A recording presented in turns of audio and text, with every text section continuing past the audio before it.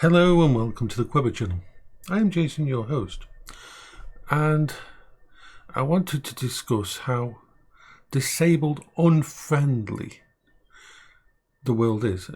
I can only talk about the UK, but a problem is it's very like when an expert in computers tries to remember what it's like to be a newbie.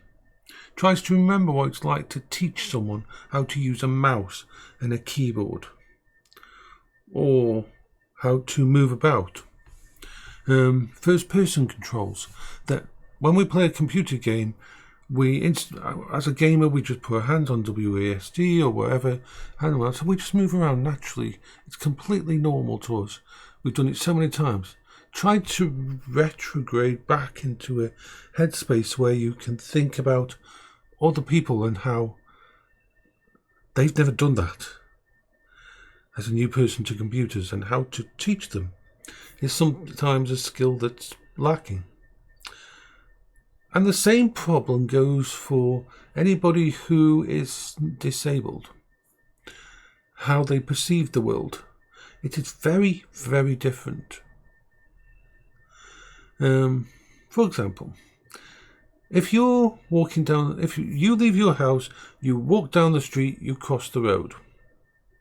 You have to be aware, you have to look left and right, you don't want to get knocked down by a car, but that's everything's automatic.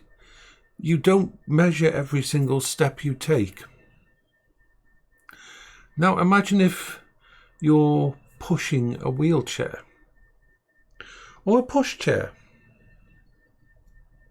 You've got to be aware of 4 foot in front of you.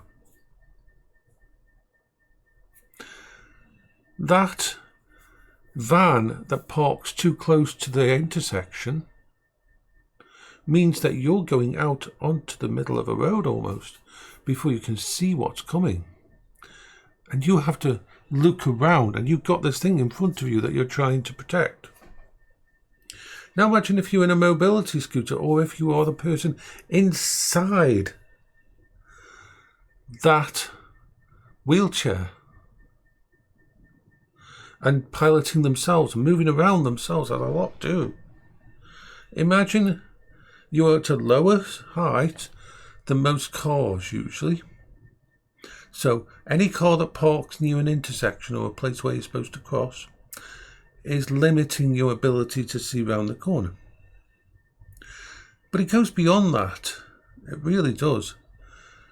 Every single time someone does roadworks and plants one of those, you've seen it on my videos when I go out with my vehicle, how an unthinking workman just puts down the detour sign on the ground, and all of a sudden that pavement is not available. For the past 6 months there has been a workman's sign on the corner of a place called Snow Hill on that pavement. There is not enough pavement for me to go round the normal way. I have to go through a business's car park and go out a way, the opposite way I'm supposed to, just to get where I need to go. When people do things like park, in the UK, most of our pavements have a certain place where there's a ramp on either end, and that where there's a place for you to get off onto the actual road and cross the road. Because a lot of the time the curbs are too high and will scrape the bottom of a mobility scooter or could damage a wheelchair.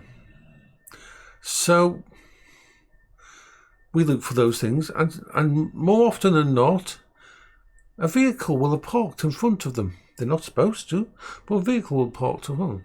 You'll think, oh, there's another ramp just a bit further down, and there's a car parked in front of that, and you can't think. And this is one of the problems that we face. Every crack and hole in the pavement, every little part where a tree root has grown underneath a piece of pavement. And this is just the basics. This is just the basics of things that, as a person with control of your legs and full bipedal movement, you don't even notice. I know that I didn't notice before I used to help my wife in her wheelchair. I remember not noticing it because you don't. But then you have to start scouting out and trying to figure out where things can go. It's crazy.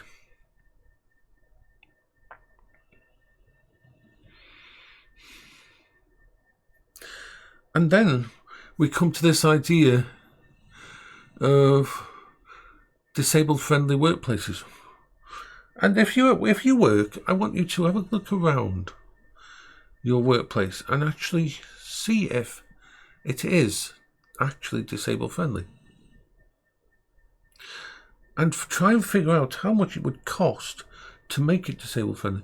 In the UK, they want to get all the disabled people back into work and that, but without the right support, like for example, do you have a quiet room? Do you have a room where, with the curtains shut, that has a good strong door and a good insulation in it, so autistic people, if they're being overwhelmed, can go and sit in there for half an hour and try to recover? Do you have enough space between all your cubicles, and are the cubicles wide enough for a wheelchair to navigate the entire space? Do you have wheelchair-friendly lifts to every single level? Or are you denying access to the disabled person to certain areas of the place?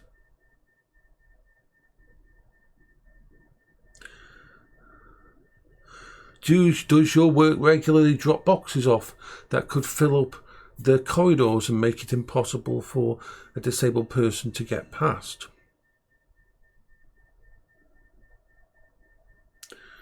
Are your HR fully read up?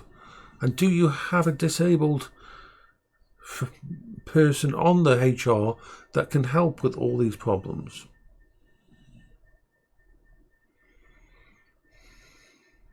If your work has a gate, does it have a way for a person in a chair or a mobility scooter to open it without having to get out of the wheelchair or mobility scooter? Does it have ramps? Ramps that will not be filled by delivery trucks and delivery drivers, where an actual way in for a disabled person. The percentage of works in the UK that are actually... In fact, let's have a look, see if we can find the actual data. Let's pause this. 27% of office environments in the UK do not have wheelchair access. That's not good. And that is talking about office environments. That isn't talking about the rest of the places like actual warehouses and things like that.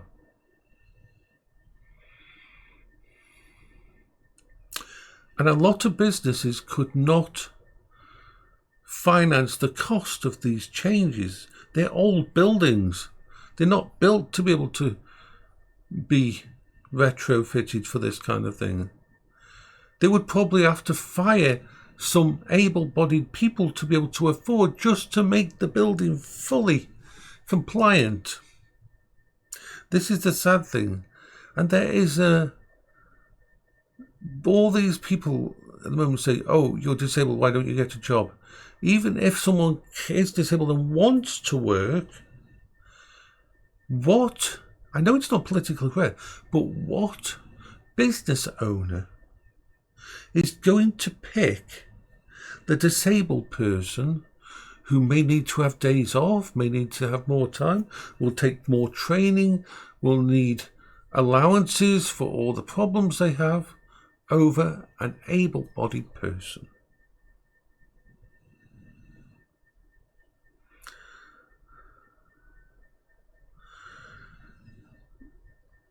instead of cutting money from the disability benefits and stuff like that, they need to increase the benefits.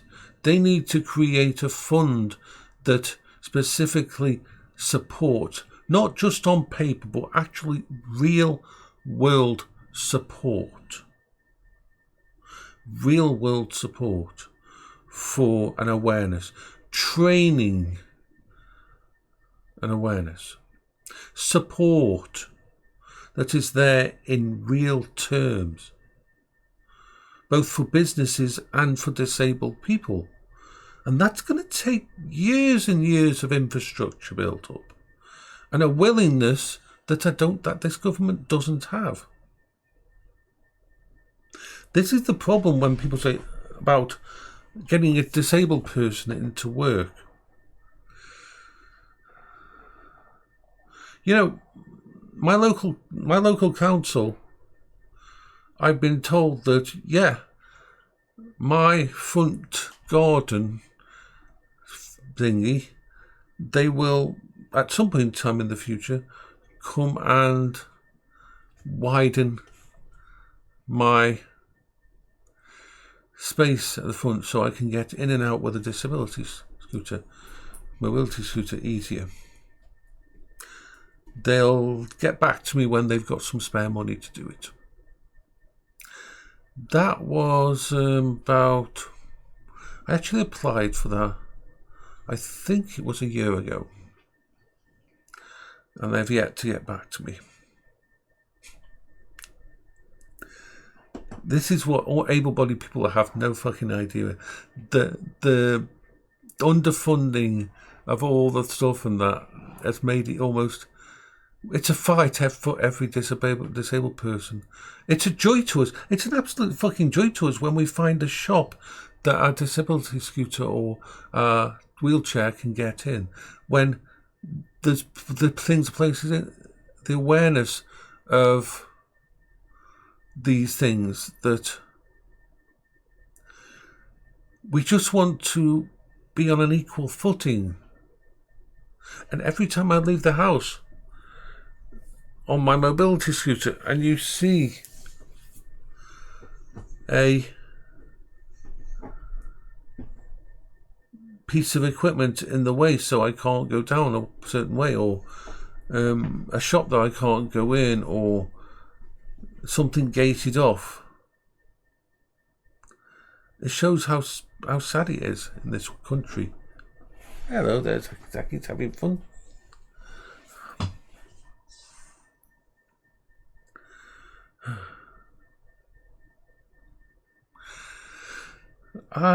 It's very hard. It's exhausting to explain how much hard work has to go through and how much planning. You see, my Quingo, my mobility scooter, has a range of 55 miles, which means, in theory, if the batteries were in perfect shape, I could go about 22.5 miles if I want to be able to get back to home base. But massive parts of the local area are cut off for me. I remember I believe I was going to go outside the area. I was following Leek Road. I was just, how sometimes I go through a dark place. When I leave here, I usually when I go to the park, and that big long road, I go down outside the park and then I go on that big long straight road, which is usually very loud and there's lots of traffic there. Well, I usually go all the way along until I hit a hill and then I go up into Hanley. But if once I went past that, and continued down the other side. And you know what stopped me? Do you know what stopped me? Someone, before one of the bridges down the bottom of that road, I was looking forward to continuing following that, had thrown away a mattress and it covered the entire pavement. And there was no pavement on the opposite side, so there was actually no way for me to go any further.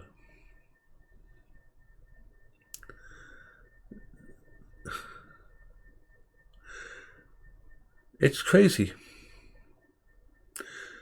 We're supposed to be so civilized, but we don't have any kind of awareness to help people. Anyway, I'm going to go down in a bit.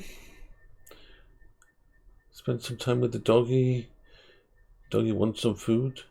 The doggy's ears are perking up as I say these words. Yes, I've cut my hair. I've cut my hair and I've shaved my eyebrows. Why? Because, not last night, but the night before, it's pretty much 3 o'clock in the morning. I woke up wanting to go back to sleep, but I woke up and my brain said, I've noticed your hair. You've got to get rid of it now. And so I had to go down and shave and everything. No, I never look after my appearance because I'm vain or anything, or because I like to look good. The only time I do this is because, well,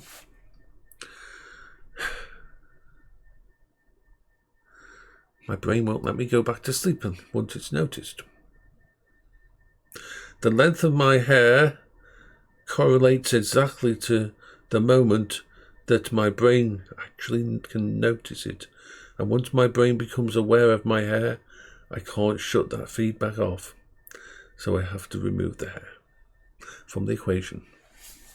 So I will say bye-bye for now, you wonderful, splendiferous people.